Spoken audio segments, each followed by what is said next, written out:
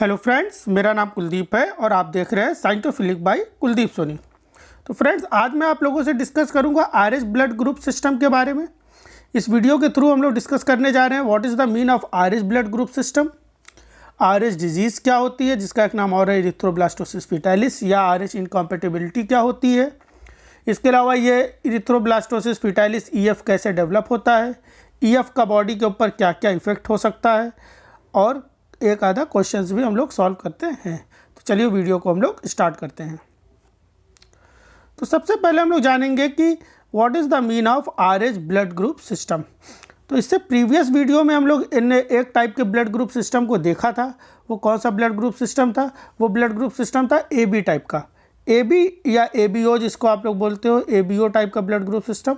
इसको हम लोगों ने ऑलरेडी डिस्कस कर रखा है। तो जिन लोगों ने ये अभी नहीं देखा वो प्रीवियस वीडियो को, वीडियो नंबर 44 को देख ले और इसके बाद इस वीडियो को देखें तो ज़्यादा अच्छा समझ में आएगा। चलिए तो अब जानते हैं ये क्या है। ये डिपेंड करता है कि RH एंटीजन की प्रेजेंस पे। RH ब्लड ग्रुप सिस्टम किस पे डिपेंड करता है कि कोई एक RBC है, उस RBC के सरफेस पे RH एंटीजन पाया जा रहा है या नहीं पाया जा रहा है।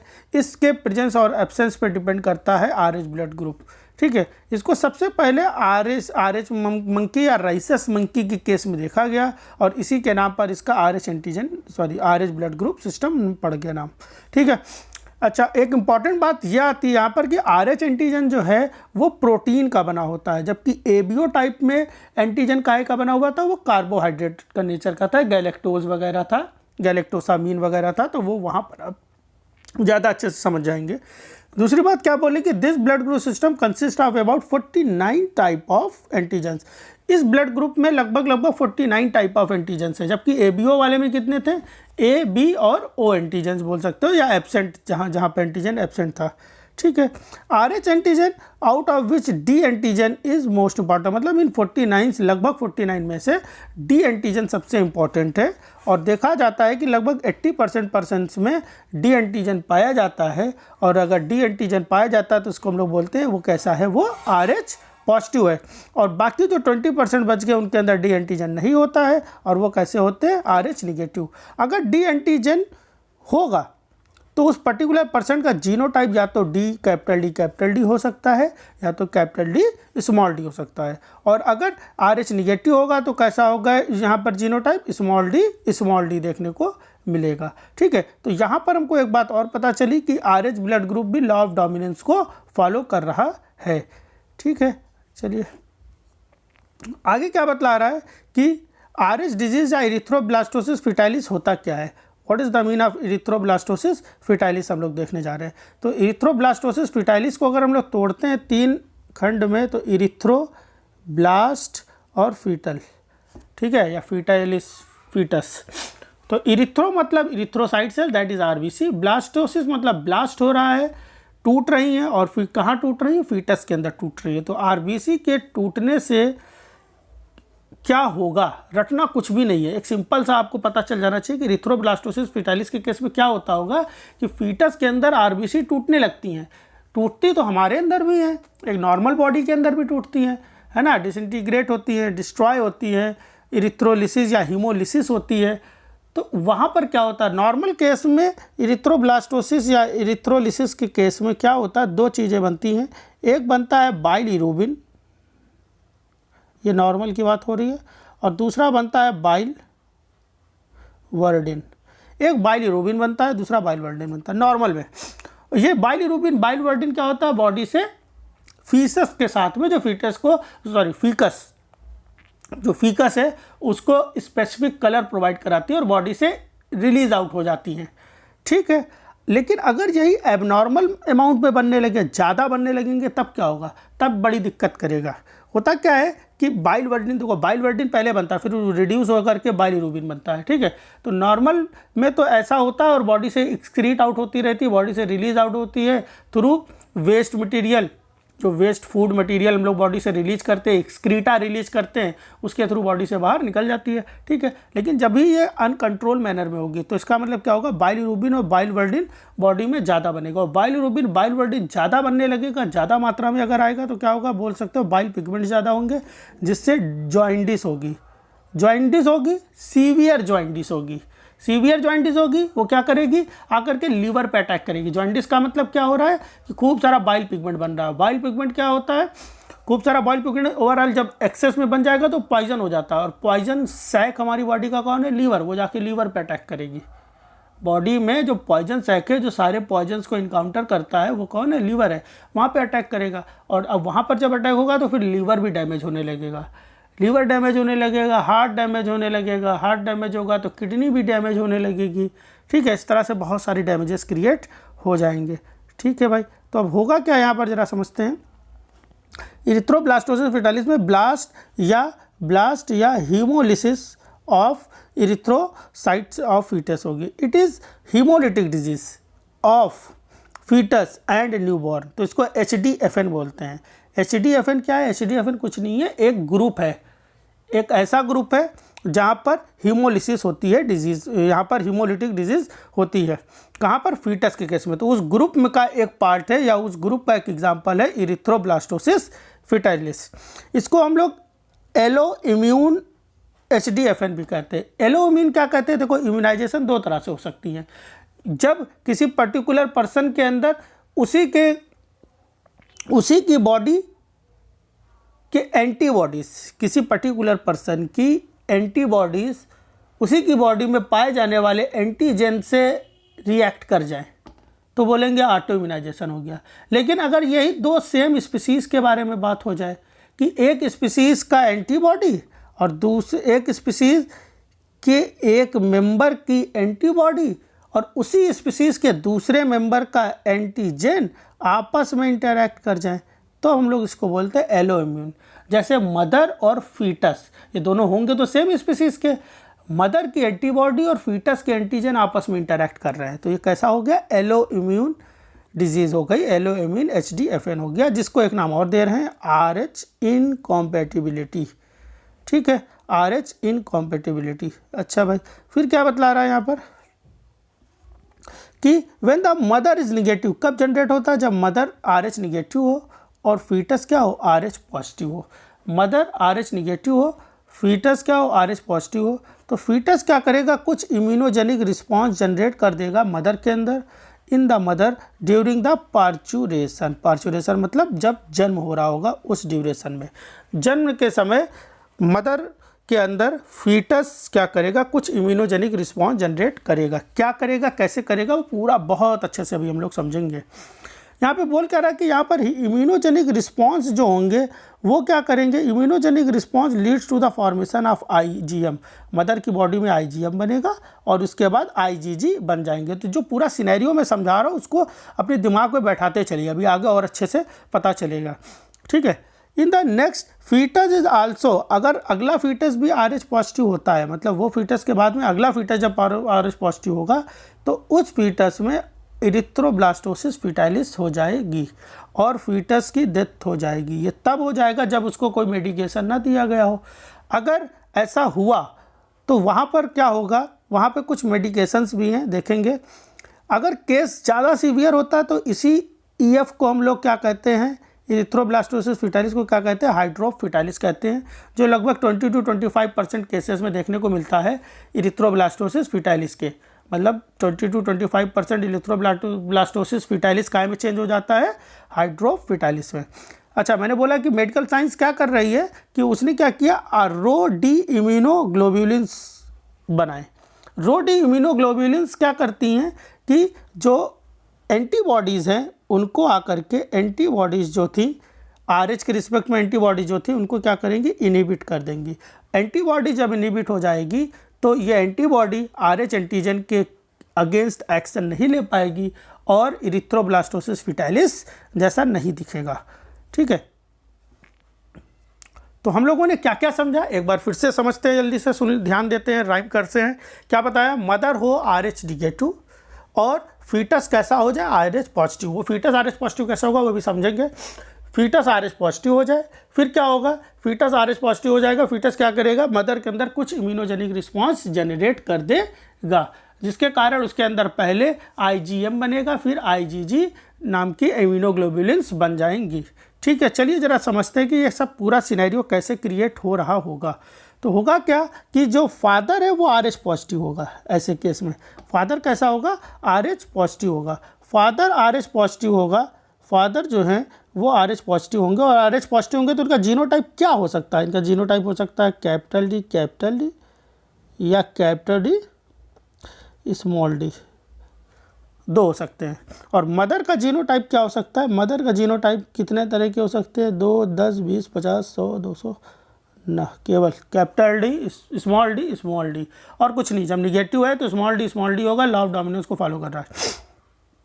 अब मान लेते हैं फादर जो है कैपिटल डी है, RH पॉजिटिव है, तो उसके हर सारे बेबी, जितने बेबी होंगे सारे के सारे RH पॉजिटिव होंगे।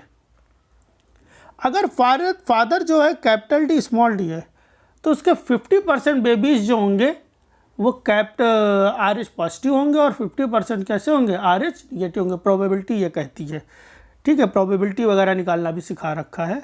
प्रीवियस वीडियोस में हम लोगों ने क्या क्या पढ़ रखा है, प्रीवियस वीडियोस में जेनेटिक्स के बहुत सारे फंडामेंटल बेसिक्स और कुछ मॉलिकुलर बेसिक्स भी पढ़ रखे हैं। उन सबको एक 1 बाय 1 आप देखते रहिए।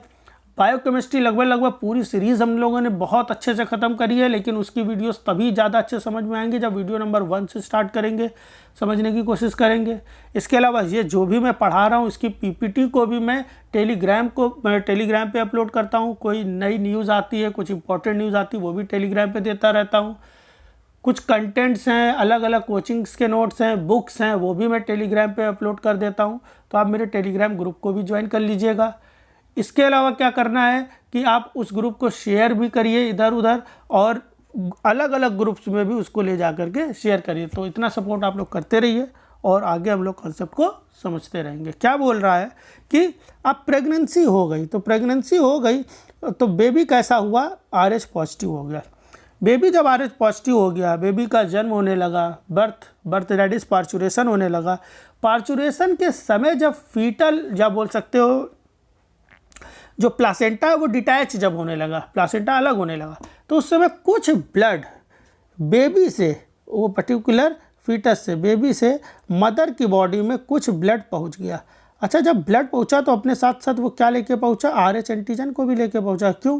क्योंकि फीटस कैसा है, RH पॉजिटिव, तो कुछ एंटीजन को भी लेके पहुंचा। बेबी का जन्म हो गया, नॉर्मल डिलीवरी हो गई, कोई दिक्कत नहीं हुआ, लेकिन मदर की बॉडी के अंदर वो RH एंटीजन पहुंच चुका है। मदर ने क्या किया, मदर की बॉडी ने क्या किया, उस RH एंटीजन के रिस्पेक्ट में कुछ एंटीबॉडीज़ डेवलप करी। इस RH एंटीजन के रिस्पेक्ट में एंटीबॉडीज़ डेवलप करी, ठीक है। एंटीबॉडीज़ डेवलप करी, सबसे पहले रिप्रेजेंटेटिव कौन है, M है, इम्यूनोग्लोबुलिन M। इम्यूनोग्लोबुलिन M पहले डेवलप हुई और इसके बाद इम्यूनोग्लोबुलिन G भी डेवलप हो गई। अब ये G जो है वो बॉडी के अंदर, मदर की बॉडी में एज इट इज़ फ्लो करती रहेगी। ये G क्या करेगी, मदर की बॉडी में एज इट इज़ फ्लो करती रहेगी, ठीक है। ये इम्यूनोग्लोबुलिन G मदर की बॉडी में एज इट इज़ फ्लो करती रहेगी। अब नेक्स्ट क्या होगा, सेकेंड प्रेगनेंसी हुई, ठीक है। जरा पढ़ते हैं क्या क्या लिखा हुआ है। RH negative mother with RH positive baby, RH positive baby's blood cells enters into the mother's blood stream, invading RH positive blood cells cause the production of RH antibodies IgM then IgD। Okay, mother later, कुछ समय के बाद में mother की bodies में क्या होंगी, antibodies बन जाएंगी, RH एंटीबॉडीज़ बन चुकी होंगी मदर की बॉडी में, और ये RH एंटीबॉडीज़ क्या करेंगी, remain in the blood stream. Next pregnancy हुई, और नेक्स्ट प्रेगनेंसी होने पर अगर ये बेबी फिर से RH पॉजिटिव हुआ, ठीक है, फिर से RH पॉजिटिव हुआ, तो ये IgG की खूबसूरती जो ये है कि वो प्लासेंटा को पार करके पहुंच जाती है बेबी के अंदर। तो वो प्लासेंटा को पार करके बेबी के अंदर पहुंच जाएगी। कौन से बेबी, जो सब्सिक्वेंट बेबी है, नेक्स्ट बेबी जो डेवलपिंग बेबी, उसके अंदर, और उसके अंदर जा करके RH डिजीज़ कॉज कर देगी, ठीक है। तो ये सिंपल सा एक हम लोग समझ सकते हैं कि किस तरह से ये डिजीज़ डेवलप हुई है। अब हम लोग आगे समझते हैं कि डिजीज़ अगर डेवलप होगी तो क्या होगा, ठीक है। तो RH डिजीज़ डेवलप होने पे क्या होगा, फीटल RBC जो है, जो फीटस की RBC है उनका डिस्ट्रक्शन होगा। वो फीटल्स के RBC डिसइंटीग्रेट होना शुरू हो जाएंगी। डिसइंटीग्रेट होने से क्या होंगी, काहे से होंगी, by the reticulo endothelial system. Reticulo endothelial system के थ्रू फीटस की RBC जो है वो डिसइंटीग्रेट हो जाएंगी। अब जब आरबीसी डिसइंटीग्रेट होंगे तो भाई जाहिर सी बात है कि ब्लड के अंदर ब्लड की कमी हो जाएगी, आरबीसी की कमी हो जाएगी, जिसको हम लोग बोलेंगे फीटल एनीमिया हो जाएगी। जब आरबीसी की कमी हो जाएगी तो आरबीसी कम हो जाएगी तो हीमोग्लोबिन कम हो जाएगी, हीमोग्लोबिन कम हो जाएगी तो ऑक्सीजन कम पहुंचेगी बॉडी में, ऑक्सीजन कम पहुंचेगी तो फीटल हाइपोक्सिया हो जाएगी। फीटल हाइपोक्सिया, बॉडी के अंदर अगर ऑक्सीजन कम होती है तो वो तुरंत रिस्पॉन्स करती है किडनी को कि इरिथ्रोपोइटिन बनाइए, और इरिथ्रोपोइटिन स्टिमुलेट हो जाएगा। अब बात समझ पा रहे हो? ऑक्सीजन कम, देखो कैसे एक दूसरे से अटैच्ड हैं, कैसे एक दूसरे से कोऑर्डिनेट हो रही है। ऑक्सीजन कम हो गई, ऑक्सीजन ने क्या कर दिया, किडनी को रिस्पॉन्स किया, किडनी ने इरिथ्रोपोइटिन बनाया। किडनी ने इरिथ्रोपोइटिन बनाया। कब बनाती है इरिथ्रोपोइटिन? ज़्यादा मात्रा में, जब ऑक्सीजन लो होती है। इरिथ्रोपोइटिन ने क्या किया, जा करके बोन मैरो को रिस्पॉन्स किया कि भाई ज़्यादा मात्रा में चूँकि ब्लड की कमी हो रही है, आप ज़्यादा ब्लड बनाना शुरू कर दीजिए, दैट इज़ फीटल एनीमिया हो गई है, तो आप ज़्यादा ब्लड बनाइए। इरिथ्रोपोइटिन, इरिथ्रोसाइट्स ज़्यादा बनने लगेंगी, ज़्यादा बनने की कोशिश होगी, लेकिन उधर मर भी तो रही है लगातार, ठीक है। अच्छा, एक्स्ट्रा मेडुलरी आरबीसी सिंथेसिस होने लगेगी। नॉर्मली आरबीसी क्या होती है, बोन मैरो का जो मेडुला है, इनर पार्ट है, वहाँ पर बनती है, लेकिन अब क्या होगी, एक्स्ट्रा मेडुलरी, मेडुला से हट करके आरबीसी बनने लगेंगी। हिपैटोमेगैली हो जाएगी। हिपैटोमेगैली, हिपैटो का मतलब लीवर और मेगैली का मतलब इनलार्ज कर जाना, लीवर इनलार्ज कर जाएगा, ठीक है। मेगैली कहीं भी लगा होगा उसका मतलब क्या होगा, इनलार्ज हो जाना। जैसे कार्डियोमेगैली हो गया, है ना, तो ऐसे क्या रीनोमेगैली हो गया, वैसे हिपैटोमेगैली हो जाएगी। और हिपैटिक सेल्स धीरे धीरे फेल होने लगेंगे, अपना प्रॉपर फंक्शन नहीं कर पाएंगे, हिपैटिक सेल फेल्योर होने लगेगा। हाइपोप्रोटीनीमिया हो जाएगी, प्रोटीन की कमी हो जाएगी बॉडी के अंदर। इंक्रीज इंट्रा हिपैटिक प्रेशर, ठीक है, हिपैटिक का मतलब लीवर, लीवर के अंदर प्रेशर जो होगा वो इंक्रीज हो जाएगा, जिसके कारण हिपैटिक प्रेशर इंक्रीज होने का बोल सकते हो, पोर्टल वेनस प्रेशर जो है वो इंक्रीज हो जाएगा, जिसके कारण पोर्टल हाइपोटेंशन क्रिएट हो जाएगी, पोर्टल हाइपरटेंशन क्रिएट हो जाएगी। कोई बात नहीं है। इसके बाद क्या होगा, एसाइनिट्स हो जाएगा। एसाइट्स क्या हो जाएंगे, एसाइट्स का मतलब क्या होता है, एब्डोमिनल स्वेलिंग, एब्डोमेन में स्वेलिंग आ जाएगी, ठीक है। ये कुछ टेक्निकल या मेडिकल टर्म से सुनना है ध्यान से, ठीक है। प्लासेंटल एडेमा हो जाएगी, एडेमा का मतलब इस स्वेलिंग होता है, प्लासेंटा में स्वेलिंग हो जाएगी। पेरिकार्डियल इफ्यूजन हो जाएगा, जो पेरिकार्डियल फ्लूइड होगा उसकी मात्रा बहुत ज़्यादा बढ़ जाएगी, मतलब हार्ट के चारों तरफ जो फ्लूइड है वो बढ़ जाएगा, जिसको बोलते हैं पानी भर गया है हार्ट के चारों तरफ, इसको बोलते हैं पेरिकार्डियल इफ्यूजन। जब वो बढ़ जाएगा तो ब्लड पे प्रेशर हार्ट पे प्रेशर ज़्यादा पड़ने लगेगा। हार्ट पे ज़्यादा प्रेशर पड़ेगा तो हार्ट प्रॉपरली पंप नहीं कर पाएगा और अल्टीमेटली हाइड्रोप फिटाइलिस देखने को मिलेगा, हाइड्रोप फिटाइलिस हो जाएगा। तो ओवरऑल अगर देखा जाए कि यहाँ पर इरिथ्रोब्लास्टोसिस फिटाइलिस से हो क्या रहा है, तो यहाँ पर ब्लड की कमी, एनीमिया हो रहा है, खूब ढेर सारी जॉइंटिस हो रही, दैट इज सीवियर जॉइंटिस हो रही है, ठीक है। और कैसा दिखने लगेगा डेवलपिंग में भी कुछ ऐसा।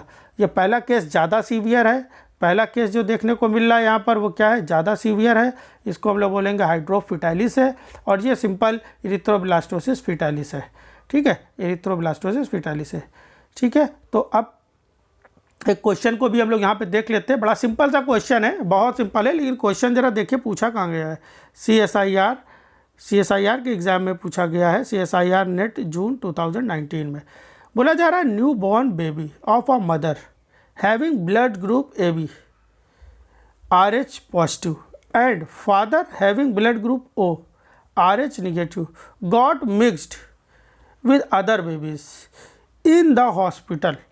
The baby with which of the following blood group is expected to be the shared couple? ठीक है, बोला जा रहा है कि ये मदर का कुछ ब्लड ग्रुप है, ये मदर का ब्लड ग्रुप हो गया, ये फादर का ब्लड ग्रुप हो गया, इनका जो बेबी है वो कई बेबीज़ के साथ में मिक्स हो गया, पता नहीं चला कौन बेबी है। तो जो भी बेबी होगा उसका ब्लड ग्रुप क्या होना चाहिए। तो देखो, अगर मदर का ब्लड ग्रुप AB है और फादर का ब्लड ग्रुप O है तो बहुत ज़्यादा ही सिंपल क्वेश्चन ये है कि मदर एक एलील देगी, या तो A एलील दे देगी या तो B एलील दे देगी, और फादर एक ही एलील दे सकते हैं। कौन सा एलील दे सकते हैं, I ओ एलील दे सकते हैं। मदर कौन सा दे सकता है, आई ए भी दे सकते हैं और आई बी भी दे सकते हैं। अगर मदर आई ए दे देंगे तो आई ए और आई ओ फादर का मिल जाएगा, तो बनेगा क्या, ए ब्लड ग्रुप। और अगर मदर बी एलील दे देगी तो फादर के साथ मिलकर के कौन सा ब्लड ग्रुप बनाएगी, बी ब्लड ग्रुप। तो मतलब इन दोनों में से कोई एक ही ब्लड ग्रुप हो सकता है। अगर एक स्पेशल केस था, अगर यहाँ पर बॉम्बे ब्लड ग्रुप जैसा कुछ ना आ जाए, ठीक है, तो वो मैंने बता रखा है प्रीवियस वीडियो में, तो उसको भी ज़रूर से ज़रूर देखते रहिए। तो ब्लड ग्रुप ओ तो हो नहीं सकता है भाई, ठीक है, ब्लड ग्रुप ओ तो हो नहीं सकता है, और दोनों भी नहीं हो सकते हैं, तो आंसर तो यही आ गया। अब RH वाला जो सेक्शन है वह कैसे सेटिस्फाई होगा, उसको खुद से करने की कोशिश करिएगा, ठीक है। नेक्स्ट वीडियोस में हम लोग और देखेंगे, मॉलिक्यूलर मार्कर्स के ऊपर भी पढ़ेंगे और कोशिश करेंगे कि जेनेटिक्स को जल्दी से जल्दी कंप्लीट करें। जल्दी से जल्दी उम्मीद है आप लोगों की CSIR का नोटिफिकेशन भी आ जाएगा, और नोटिफिकेशन आने के बाद में वीडियोज़ और तेज़ी से अपलोड होने लगेंगी। तब तक के लिए बाय बाय, थैंक यू।